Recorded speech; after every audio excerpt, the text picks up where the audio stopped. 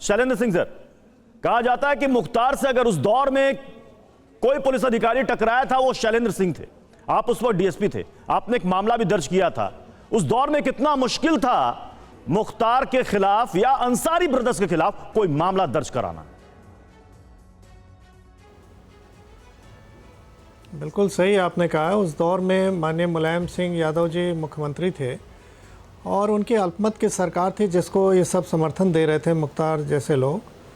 और जब मुख्तार पे लाइट मशीन गन मतलब इसके यहाँ से बरामद हुई इसके साथियों से जिनसे ख़रीद रहा था, तो पोटा कानून उस समय एग्जिस्ट करता था, पोटा लगा था। अब पोटा लगने के बाद मुख्तार की बहुत ज़्यादा मुसीबत बढ़ गई थी और उससे बचने के लिए इसने दबाव बनाया माननीय मुख्यमंत्री जी पे, और उन्होंने अपने हमारे अधिकारियों को कहा कि इस केस में से किसी भी तरह से मुख्तार को बचाना है और पोटा हटा देना है जी।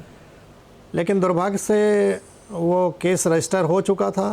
आप जानते हैं कि एफआईआर दर्ज होने के बाद बदली नहीं जा सकती है, और पोटा कानून एग्जिस्ट कर रहा था तो किसी के कहने से नहीं ख़त्म हो जाता, उसको लगना ही लगना था जी।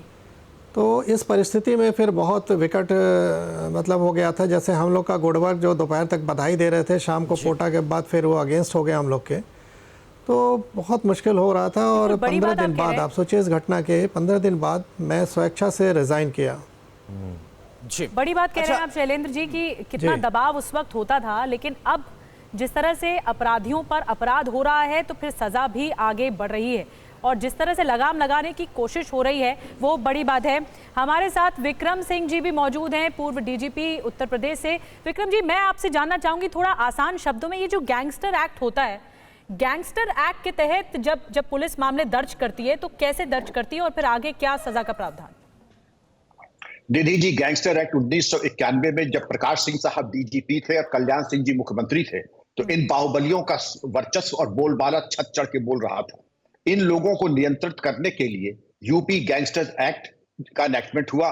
बिल्कुल मकोका के लाइंस पर आया ये, और इसमें ऐसे प्राविधान है कि जो अपने अपराध के साम्राज्य और जेल के अंदर रहते हुए चाहे अपराध का संचालन करें, आपराधिक इतिहास के मद्देनजर हाईकोर्ट के एक जजमेंट भी आया कि अगर एक व्यक्ति इस तरीके का है वो भी गैंगस्टर्स एक्ट के अंतर्गत चालान हो सकता है, उसमें दूसरे की जरूरत नहीं है। गैंगस्टर एक्ट के अंतर्गत एक धारा है 14(1), उसमें चल अचल संपत्ति पूरी अटैच करने का प्राविधान है।